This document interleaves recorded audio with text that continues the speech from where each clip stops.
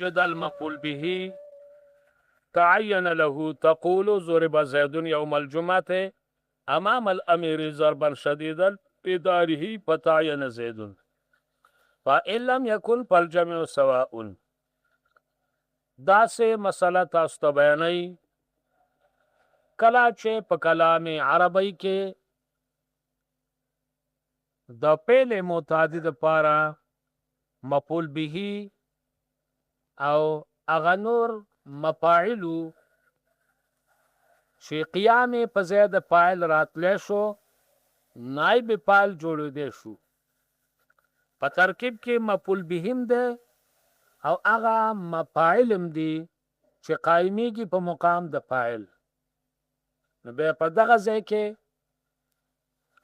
اقامت د مفعول به به په مقام د فاعل کېږي د نورو مفاعلو به نه کېږي. اقامت د مفعول به به کېږي په مقام د فاعل د نورو به نه کېږي ځکه چې د مفعول به تعلق د فاعل سره ډېر دی. نو هر کله چې د مفعول به تعلق د فاعل سره ډېر دی نو اقامت د مفعول به به کېږي په مقام د فاعل د نور چا به نه کېږي. څنګه چې فعل متعدي په غیر د فاعل نه تمامېږي دغه رنګه فعل متعدي په غیر د مفعول به نه تمامېږي نو اقامت د مفعول به به کېږي په مقام د فاعل د بل چا به نه کېږي. واذا وجد المفعول به کله چې په ترکیب کې موجود کړی شي مفعول به نو تعین له دا به متعینی دا به قایمی په مقام د فاعل بل یو به نه قایمیږي. تقول ضرب زید یوم الجمعة امام الامیر ضربا شدیدا فی داره. ضرب زید یوم الجمعة امام الامیر ضربا شدیدا فی داره. دا ضربا فعل مجهول ده زید ورلا مفعول به ده نائب فاعل ده. یوم الجمعة مفعول به زمانی امام الامیر مفعول به مکانی ضربا شدیدا مصدر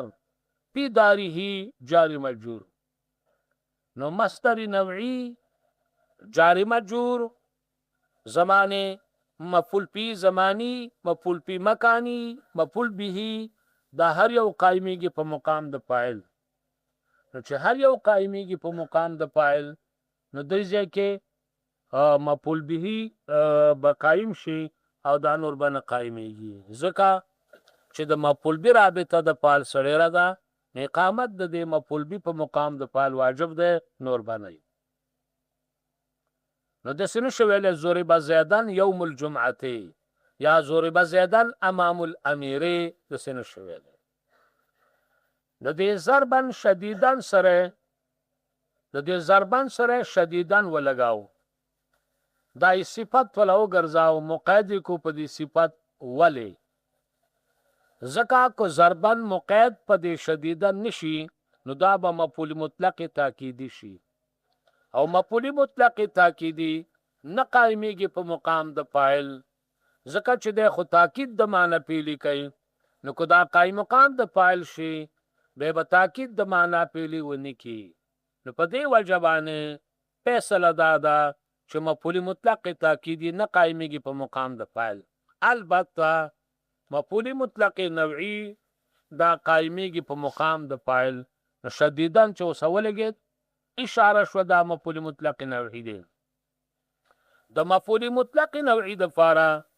په کلام عربی کې پنځه علامې دي. یو علامه دا د چې کله د مصدر د فاره صفت ذکر شي نو دا به نوعی وعملوا عملا صالحا نو عملا مفعول مطلق نوعی شو ځکه صالح ورله صفت شو. دویم چې مفعول مطلق مضاف شي دا به نوعی قعدت جلوس زیدین. دریم مفعول مطلق چې په وزن د فعلتنی دا به نوعی جلست جلسة القاری. څلورم کله چې فعل او مفعول مطلق دواړه تثنیه جمع نو دا مفعول مطلق به نوعی وتظنون بالله الظنون تاسو ګمانونه کول په الله باندې الظنون قسم قسم ګمانونه. پنځم کله چې مستثنا او مستثنا منه دواړه مصدرین وي نو بیا به دا مستثنا به مفعول مطلق نه وي ما قبل مستثنا منه عامي مستثنا به خاصي ان الظن ظنا الا ظنا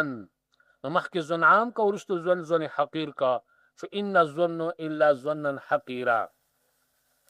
دلته مصدر موصوف دی په شدیدن دا مصدر نوعی دی ځکه به قایمیږي په مقام د فاعل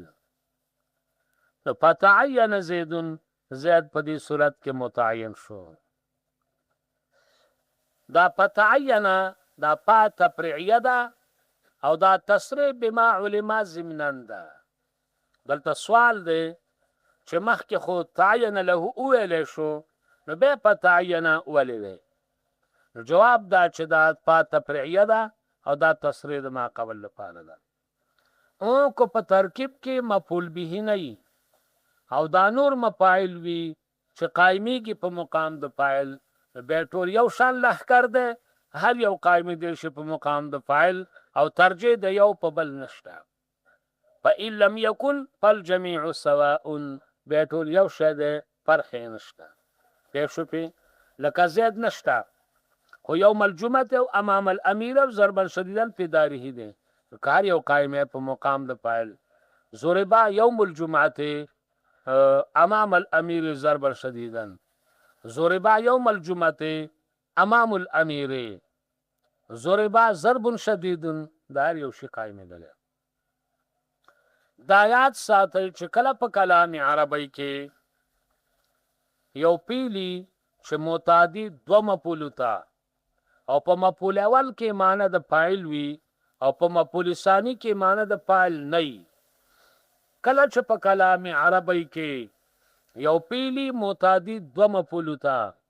او په مفعول اول کې معنی د فاعل وي په مفعول ثانی کې معنی د فاعل نه وي نو اقامت د مفعول اول په مقام د فاعل اولاد د اقامت د ثانی نه اقامت د مفعول ثانی جائز او اقامت د مفعول اول اولاد په مقام د فاعل په وخت د عدم د مانع کې په وخت د عدم د مانع کې او کو مانع موجودو اقامت د مفعول اول په مقام د فاعل واجب دی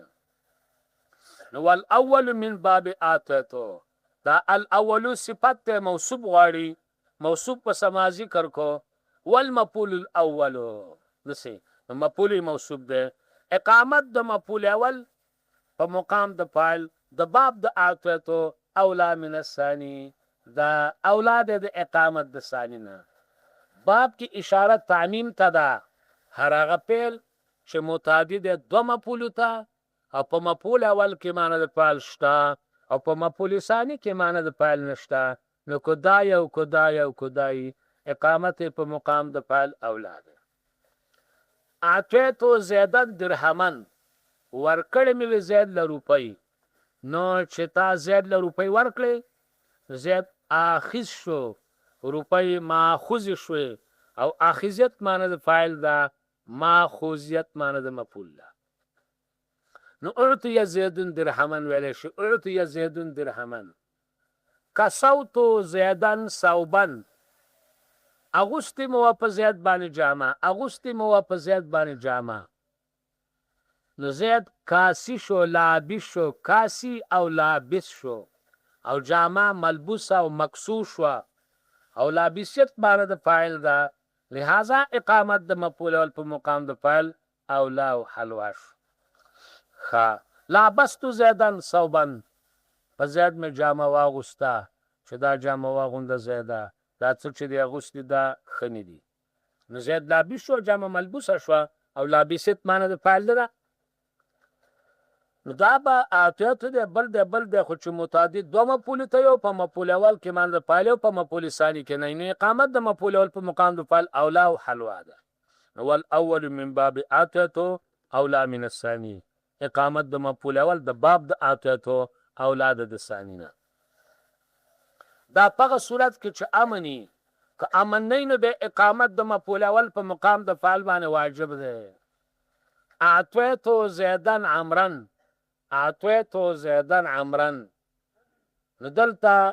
زید کوم صلاحیت شته چې عاطفي دي شي اغوستونکی دي شي او عمر کوم صلاحیت شته چې دا دي شي هر یو صالح د آخذیت ته او صالح د ماخوذیت ته ځکه زید او عمر هر یو آخذ جوړیږي او هر یو ماخوذ جوړیږي زید می عمر لور کو زید لمی عمر ورکو هر یو آخذ او ماخوذ ده نو به اقامت د مفعول په مقام د فاعل واجب ده والبسن من جارکم نسج الیمن الفیه چوي خا نو مسله دا ده چې اقامت د مفعول په مقام د فاعل واجب ده د دې د پاره چې التباس رانی شي التباس خا ولی هر یو صالح د فاعلیت او د مفعولیت ته نو هر یو کې معنی د فاعل د مفعول ده نو هر یو آخذ او ماخوذ جوړیږي نو اقامت د مفعول په مقام د فاعل باندې واجب ده ومن هل مبتدا والخبر